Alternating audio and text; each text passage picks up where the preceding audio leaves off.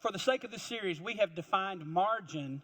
We're talking about creating margin in our lives. We've defined margin as such. Margin is the space between our current pace, how fast we're going, how much we're spending, how complex our relationships have gotten, and our limits, okay? So we're going to unpack a little bit more today because relationally, financially, and in terms of your time, you have limits. We all do. And when there's no space between your pace and your limits, you have no margin. And when you have no margin, you have no life, at least no quality of life. Can I get an amen on that?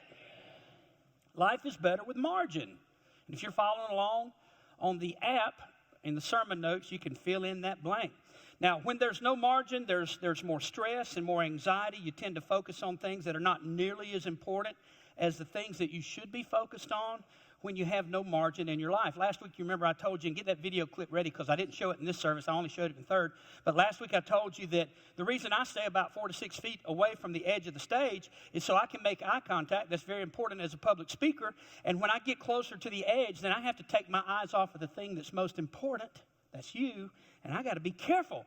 And the reason I have to be careful is because of this. Like the devil saying, hey, oh. Like the devil saying, hey, oh. See, you need margin in your life. You got to have margin. You got to stay away from the edge of that stage. And we could loop that and let it run all day, and I just never get tired of it. I also told you last week, when we have no margin, our relationships are always going to pay the ultimate price. Now, here's the cool thing. The Bible has a whole lot to say about this. Last week I told you about God bringing Israel out of Egyptian oppression, providing them a structured system in the promised land that included commandments and laws because they had been a slave state for 400 years. And they didn't have a clue how to live as free people. And remember, I told you one of the first things out of God's mouth when he was setting up this new system for Israel, and he's telling them, you know, you're used to working those long 18, 20-hour days, getting a little bit of sleep and repeating that over again. He said, but now you're free people. I'm going to teach you how to live as free people. And here's something that's important. I'm building margin into your calendar. So the first thing God said, the third thing on the list of commandments, he said, you need to take a day off. And they were like, take a day off? How do we do that? We've never taken a day off before. God commanded them to take a day off. And he's basically saying, hey, he's trying to teach them a lesson that I'm trying to teach you guys during this series. He said, hey, I created you to function at the highest level with margin in your life. Don't max your calendars out. So take a day off. Stop working for 24 hours and just slow down life. And God was basically saying, it's my law because your life will be better if you'll put some margin in there.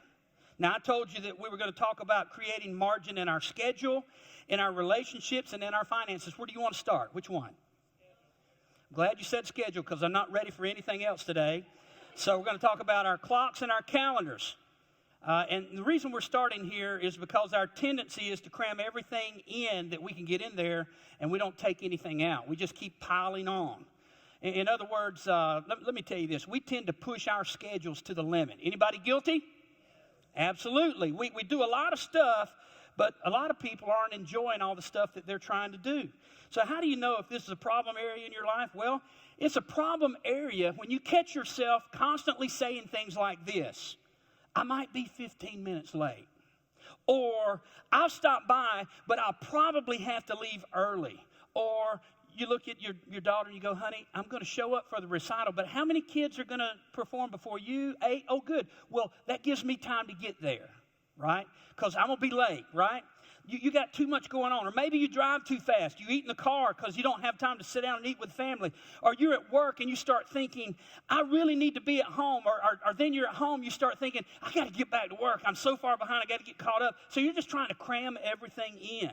Or you're single and you find that you can't say no to anything. People invite you to come be a part of something and you just go, yeah, I'll do that. And then when the event finally gets here, you're going, why the heck did I agree to go there? I don't have time for this.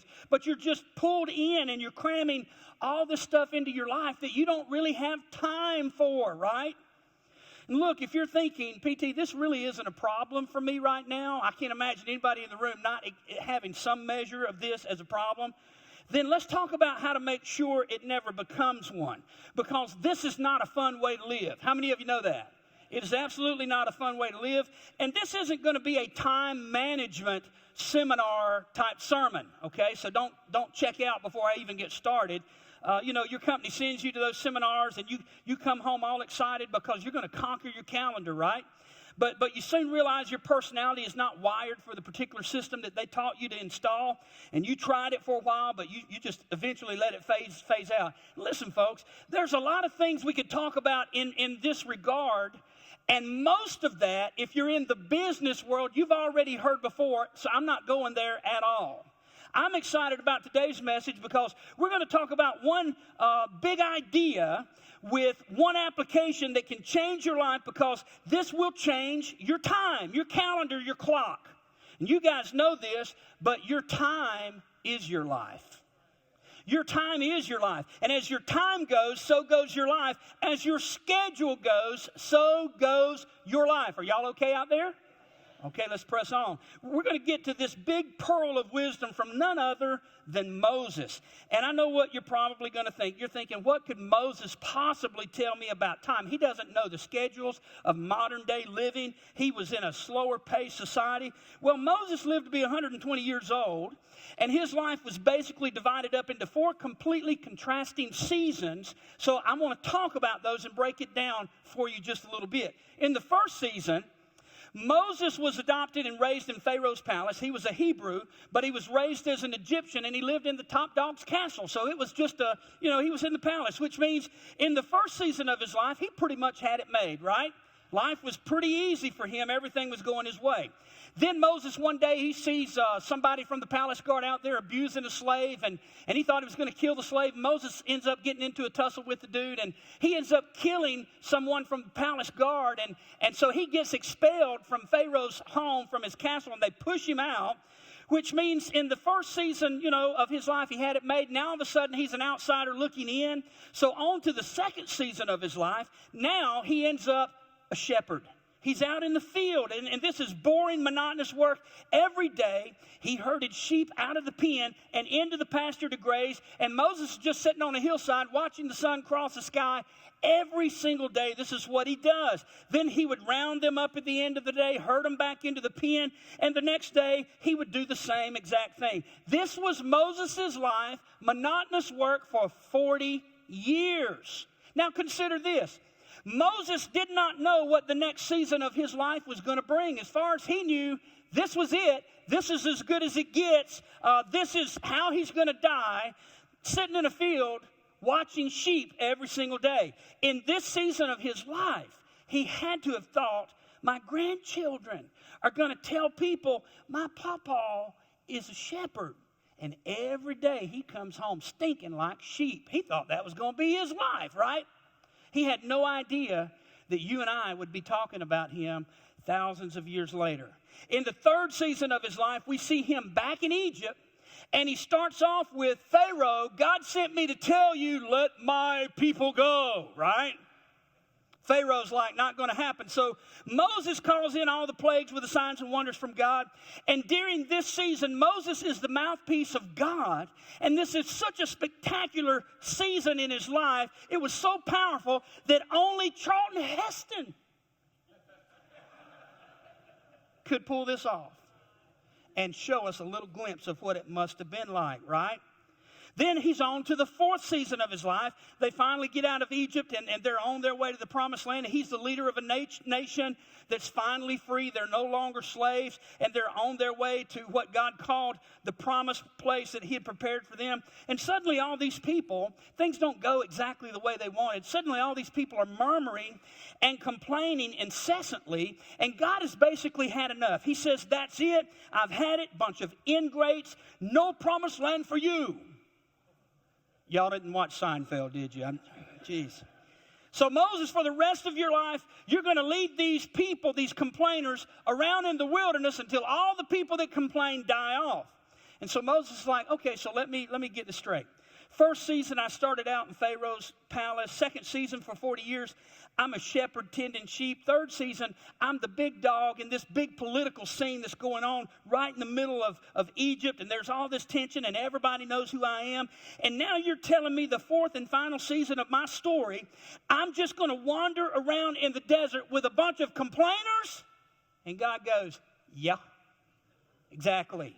Then at the end of his life, he gets to the edge of the promised land, and he's got this whole nation of Israel with him and says, you know, God looks at Moses and he says, sorry, but you don't get to go in. And Moses is like, what, God, what's going on? I don't get to go in. And God says, you can't go in, but I will let you go up on a mountain and see it. See the promise that I've made for them. I'm going to let you look over into the promised land.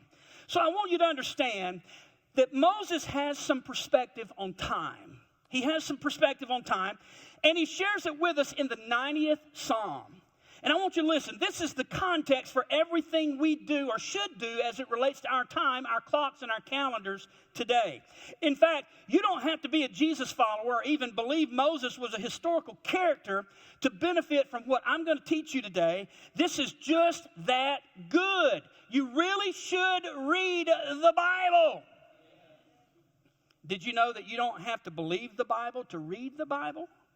Some of you are not Jesus followers, and we created an environment like this for people that are not Christians so that you could come in and lean into faith and kind of explore and find a place where you can, you know, we say you can belong before you believe, and we do that. We believe that's important. We want you to feel like this is a place for you to lean into faith and explore that.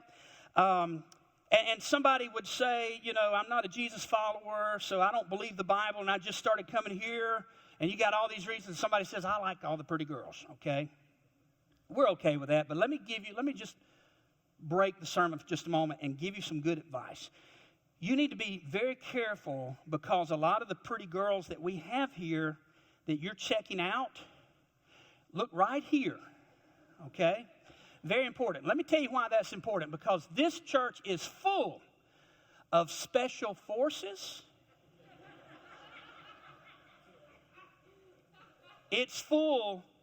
We have several SWAT team members. We have deputy sheriffs that sit on the front row. And all their wives are beautiful, and they will beat the hell out of you. They will kill you with their little finger. So you be real careful to check this out. That might be the best thing you hear all day long. I'm just saying it could help you a whole lot down the road. But you don't have to believe the Bible is true to read it. I don't believe, everything that I read. I may start off with an open mind and go, I'm just going to read this and decide if I think it's true or not. And I try to pick up books with open minds and read that way. So why in the world would you never pick up a Bible just because you don't think it's true? Because some narrow-minded professor told you it was a bunch of religious hoo-ha, and so you just decided to stay away from it? That makes no sense at all. Come on.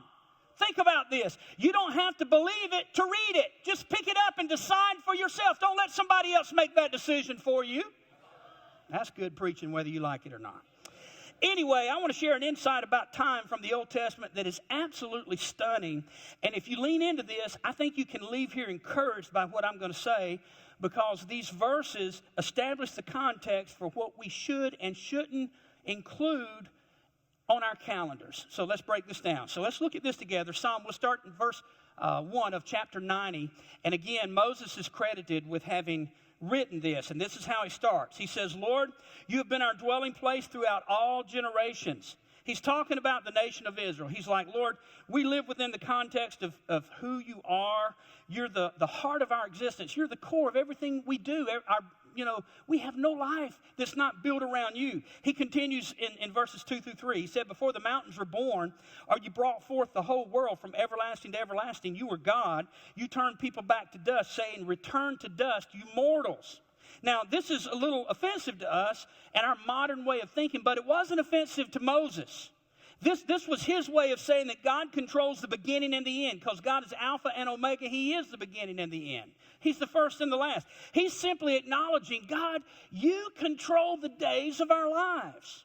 We struggle with this. It's like, wait a minute, does this mean God knows how many days we're going to live, or does it mean God decides how many days we're going to live? Because that's important to know, right? What's important here, whether we recognize it or not, and whether you can explain it or not, is that most of us believe that God has something to do with the length of our days and our time here on this earth. Can I get a witness? I mean, that's just the way it is. He continues in verse 4. He said, 1,000 years in your sight are like a day that has just gone by, or like a watch in the night. In other words, Moses says, this is his way of saying, God, the years are just flying by for me. My life is just flying by. But I can't even imagine how fast time is passing for you, God, as the creator of time. I'm like, wow, January's gone already. Anybody else? It's gone. I mean, but God, for you, 1,000 years is like 3 hours. My life really is a vapor to you, isn't it? It just goes by so fast. Verse 5, he said, yet you sweep people away in the sleep of death. They're like the new grass of the morning. In the morning it springs up new, but by evening it is dry and withered. He says, God, I guess from your perspective, our entire lives are sort of like grass that pops up in the morning and then the grass is dead by late afternoon.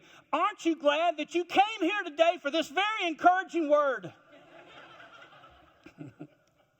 Then he goes on, verse 10, he said, our days may come to 70 years or 80 if our strength endures, yet the best of them are but trouble and sorrow. Listen, I know how it is, and I've seen it, and I've heard the comments and read the commentary on social media and all this, and I know some of you had a horrible year in 2019. It was bad.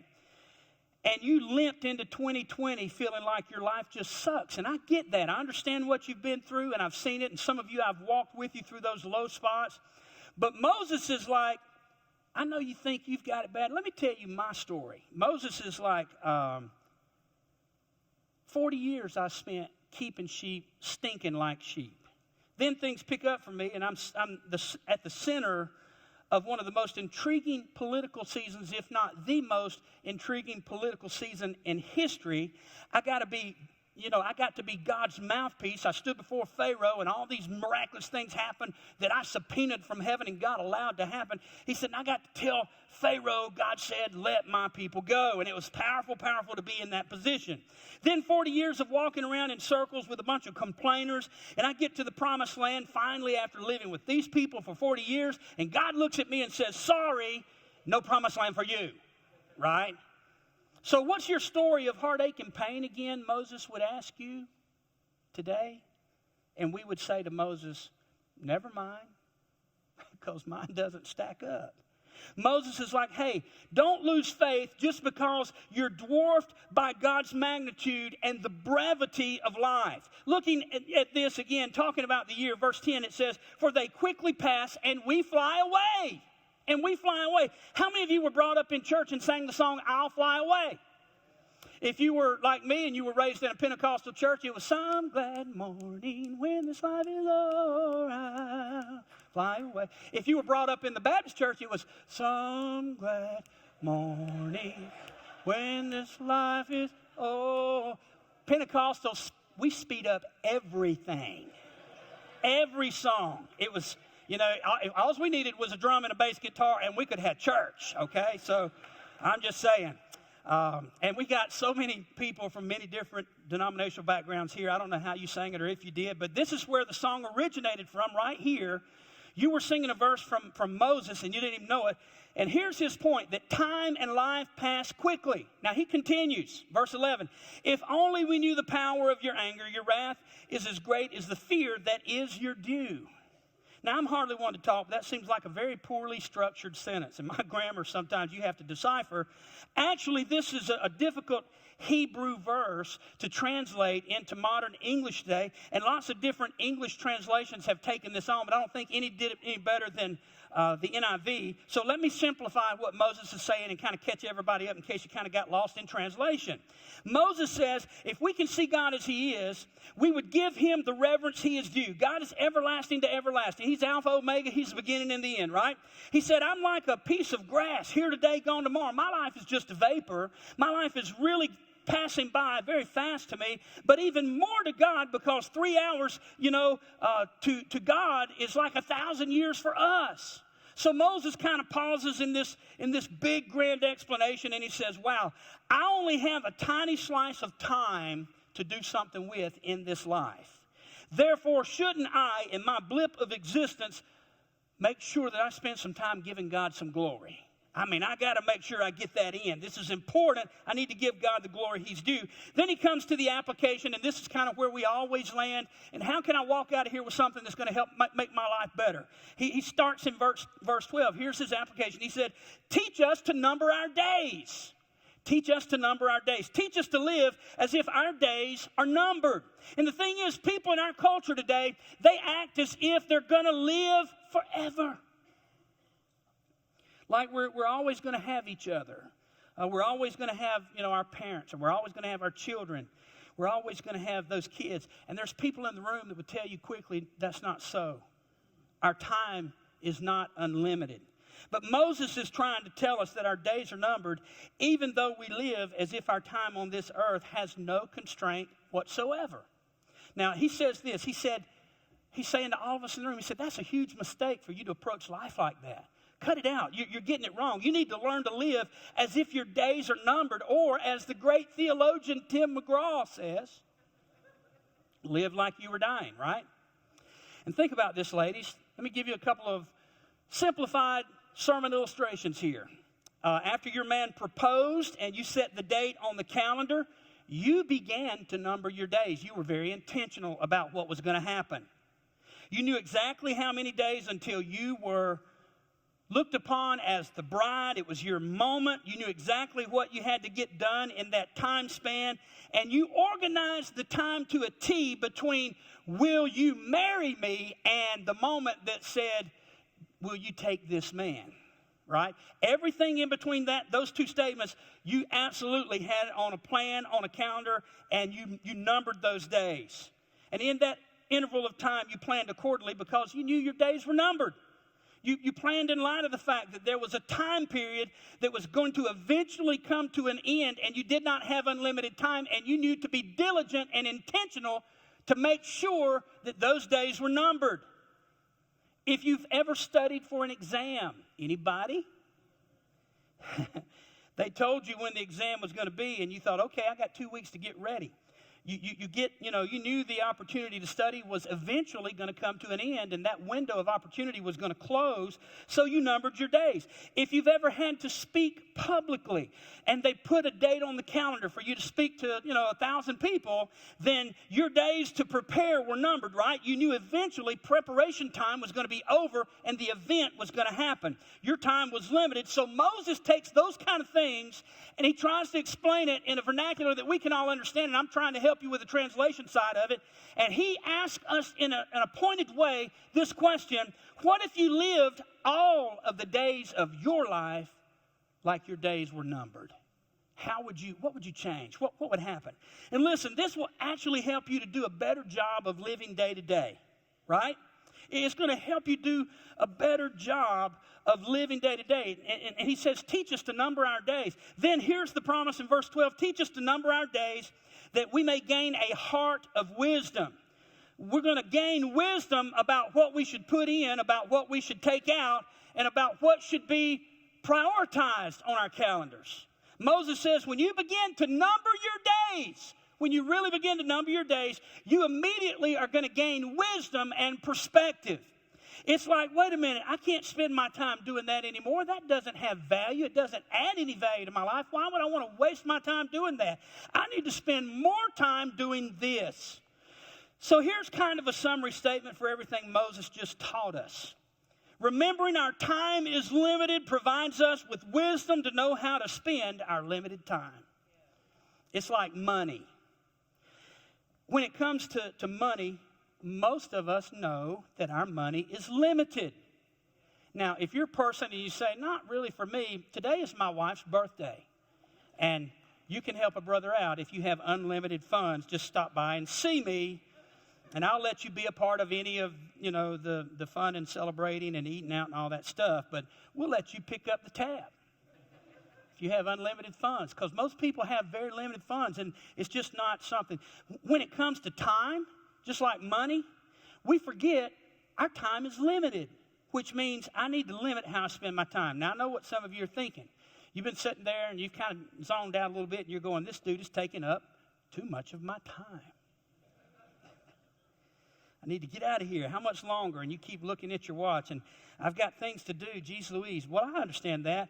But let me bless you with a huge favor before I close, and let me really put an exclamation point on the application of this sermon. Y'all ready for this? It's going to get good. Nudge your neighbor, say, wake up and pay attention. Absolutely important. I'm going to fast forward your life to the end. I'm going to give you a sneak peek of what the end of life looks like for 100% of the people that are on the face of the earth. And you're going to gain incredible wisdom and become much smarter in the time that we have left together, and that's maybe 5 or 10 minutes when we're all done. If you'll take what I'm about to share with you and make an application of it to your life, you're going to jump to the front of the line ahead of all those people that didn't make it to church today. You get a head start. During my ministry, true story, I've worked with hospice for a long time, and that's people that are terminally ill, and hospice comes in and tries to make their life more comfortable in their last days. And I read about a lady in prepping for this sermon. Her name is Bronnie. This is eventually, now I understand it's a book of her experiences, but she worked with terminally ill people, not in hospice, but in another organization. And she provided incredible care for people who were in their last days, sometimes in their last hours of life. And she said that she always approached this kind of tepidly, but she would just ask the person, hey, can I ask you some questions? And they would engage, and she'd get to know them a little bit better. And she would ask them this question. Looking back over your life, do you have any regrets? What do you regret most now that you've come to the end and you know you're fixing to transition from this life into the next? What are your regrets? She said as she asked this question over the years, she began to notice a pattern that kept emerging in the answers. And so she started to write their answers and their responses down. And she's ultimately made a book out of it. And I wanted to share with you the top 2 regrets that terminal patients identified in the last days, sometimes in the last hours of their life. And I'm going to do this in reverse order. So we're starting with the second most biggest regret that she heard consistently. And this is it. I wished I hadn't worked so hard. I wished I hadn't have worked so hard. Nothing new there. How many times have we heard somebody say that at the end of their life? I wished I'd have spent more time with my family and less time on the job. This lady that spent years working with terminally ill patients said this was the response of every male patient that she provided care for, and a lot of the ladies. Every single man at the end said, I wished I'd have spent more time with my family and a lot less time at work. They missed their children's youth, and they missed the companionship of their spouse. And you know, I started thinking about this. You know what that means? It means we better learn to number our days. We better learn to number our days, or we're going to spend our time on things that we will surely regret when we get to the end of the line and we see that our days are about over. We think we have all the time in the world with our kids, all the time in the world with our spouse, all the time in the world, and you don't. You just don't have all the time in the world. But Moses taught us that we couldn't be more wrong. And when you finally realize that you don't have all the time in the world, he says, hey, you can't go back and do this over. You only get to be 20 one time. You only get to be 30 one time. You only get to be 40 a couple of times. Right? These are stages of life where there is no do-over. You should pay attention to this, because this is the second biggest regret of people whose days are irrevocably numbered, and they're at the end of their life looking back and reflecting and say, hey, I messed up. These are 2 big places that I regret in my life. I did not get it right. Now, before I tell you the number 1 regret of dying people, I want to preface it this way. If you're a teenager, if you're a college student, a grad student, you need to lean in, okay? If you checked out, and you're checking back in, because I hope you will, because this is extraordinary. This is a huge thing I'm fixing to share with you. And if you can get this right, it'll change the fact of how you fill up your calendar. This is the biggest regret that people have when they know that they've only got a few days, maybe even a few hours left to live. Here it is. Regret, the biggest regret, number 1. I wish I had the courage to live a life true to myself, not the life others expected of me. When people realize their life is almost over and look back, they easily see their unfulfilled dreams. That's going to be true of me, and that's going to be true of you. Most people will die and leave this life and transition into the next life knowing the choices they made kept them from living their dream. And this is so powerful, and I just did you a huge favor, and some of you haven't realized the impact of it yet. I fast forwarded you. I gave you just a little snapshot of what we're going to think about when we get to the end. We're going to look back, and these are the thoughts we're going to have. You now have the wisdom that comes with living as though your days are numbered. And look, you guys are sitting there thinking, but PT, if I don't do as much as I possibly can, I'll never make it. I'll never make it. Let's talk about it for just a moment. Do you know what people who are terminally ill, who have numbered their days and they know their time is about done, I think I know what they would tell you by basically reading some of their comments. They would say to us today, if they could stand here, you better make sure you've chosen the right it. Because you can spend your whole life trying to make it and get to the end and realize you pursued the wrong it. Now, some of you define the journey of life, the it factor, by how your parents lived. And that can be good, bad, or indifferent. I don't know your story. If they were successful parents, you feel a little intense pressure to kind of live up to the standard that they set in your life, so you want to be successful. If they were a failure and you're not proud of your parents, you kind of have made up your mind, I'm not going to be that. I'm going to be better than that. I'm going to make sure my children are better than that, right? Some of you determine what it is or what it is going to be by watching your own parents. And some of you approach your calendar like this. If I don't do as much as I possibly can, I'm going to fall behind. Fall behind who? Fall behind what? Why did you buy into the cultural narrative that says that that is the gold standard? I mean, for real. Don't fall behind or you'll never catch up. Catch up to what? Holla back. Huh? Y'all out there? Y'all okay? Well, PT, I don't want my kids to fall behind. We got to make sure they keep up. Keep up with what? Keep up with who? Fall behind what? Look, you should have an answer to that question if you're going to allow this kind of thinking to drive your calendar. You need to answer that. All of you high school and college students, you know I'm a plain-spoken person, so brace yourself. All of the high school and college students that are so worried about keeping up with your friends and maintaining the pace that they're setting, and you're trying to keep up with that, listen. You are allowing other students to determine how you spend your time, how you waste your time, how you waste your life. And hear me now, 99% of them will not be a part of your life in 10 years. You know how you'll remember them? You will only remember them when you see their picture in the newspaper or on the 6 o'clock news. For some drug bust or for picking up an undercover cop they thought was a hooker. And you'll go, dang, I think I went to school with them. And you letting these people drive the narrative of your life now? Come on, man. Why are you doing that?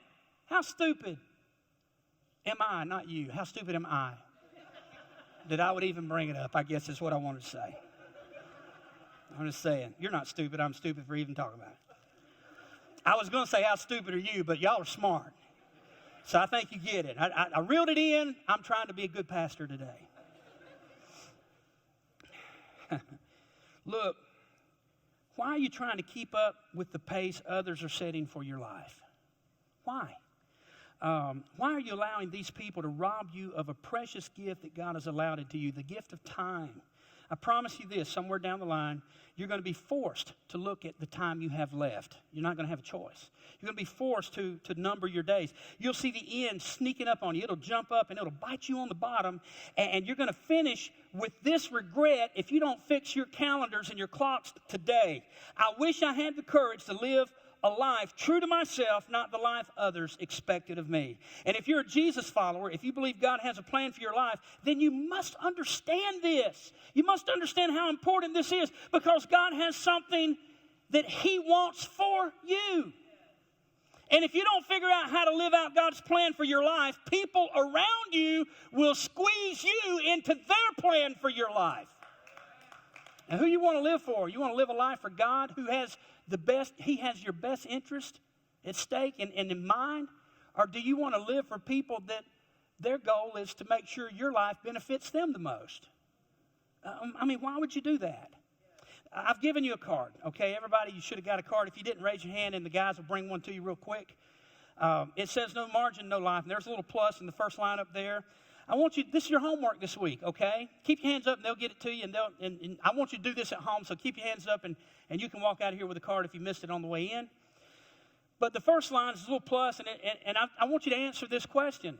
What do you need to add to your life that's missing right now? The second line is, what's in your life that you need to just flush? It's a little subtract. What do you need to take out of your life?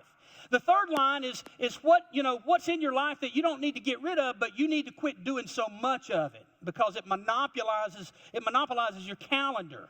And then the last line is what do you need more of in your life? You do a little bit of it, but what do you need a whole lot more of in your life?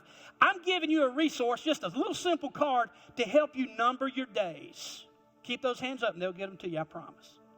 This will help you number your days. Just an application of the sermon, and we preach the application here. We want you to walk out with something. Let me pray for you. Father God, I love the people in this room. I love this church. I love this community. That's why we're here. We're trying to reach people far from God.